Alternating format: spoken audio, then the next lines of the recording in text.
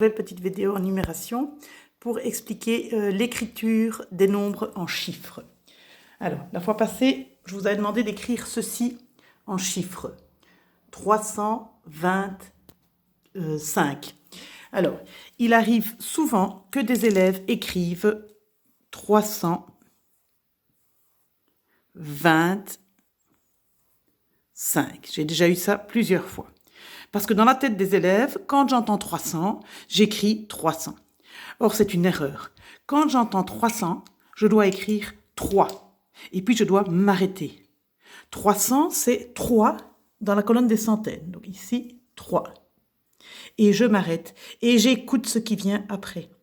300 ne s'écrit comme ça qu'une fois sur 100.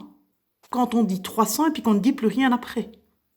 Mais dès qu'on dit 325, 315, 382, 364, 398, ça s'écrit juste avec le 3 qui représente la centaine. Et puis 20 ne s'écrit comme ceci, 20 ne s'écrit comme ceci qu'une fois sur 10.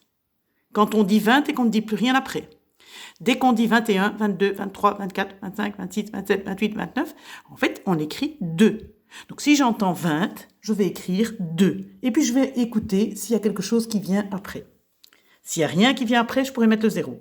Mais si j'entends quelque chose après, alors, je ne peux pas écrire 0. Donc, 320 et le 5 vient ici. Voilà. Alors, je vais vous montrer une autre façon d'expliquer ceci. Donc, ici, voilà. Le 3 représente 3 centaines. Le 2, 2 dizaines.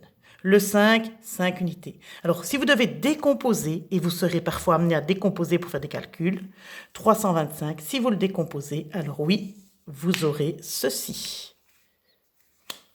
300 et 20 et 5, quand vous allez le décomposer. Mais quand vous écrivez 325, le 20, il est ici, et le 5, il est ici. Voilà. Donc, on va refaire un autre pour que ce soit bien clair. Par exemple, ici, vous aviez 178. 178. OK?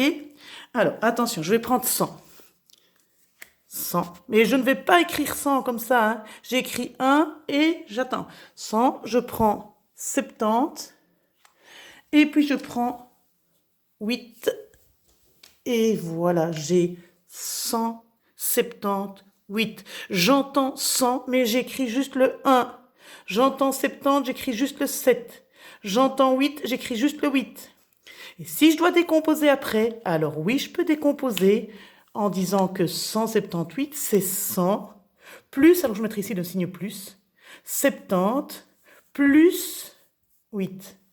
178, c'est 100, et 70, et 8. Et quand je l'écris, je rassemble et j'obtiens ceci. Donc, même chose ici. On avait 652. 652. 650 qui vient se mettre là. Et 2 qui vient se mettre ici. Donc, quand j'écris 652, j'écris le 6 et puis j'attends. Et puis j'écris le 5 et puis j'attends. Et puis j'écris le 2. Et si je dois un jour le décomposer, alors je pourrais dire que 652, c'est 600, plus 50, plus 2. C'est 600, plus, il faudrait un petit plus ici, plus 2. Mais ça s'écrit comme ceci. Il faut savoir ce qui se cache derrière. On va en faire un dernier.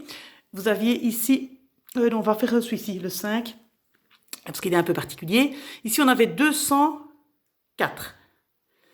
On avait une collection d'objets, ça s'appelait 204. Ah, comment est-ce que je vais faire cette fois-ci? Je vais prendre la plaquette 200. Attention, est-ce que je vais écrire 200 comme ça? Non, parce que j'entends quelque chose, j'entends 4. Ah, le 4, ah oui, il est là, le 4. Mais je n'ai pas de dizaine, là.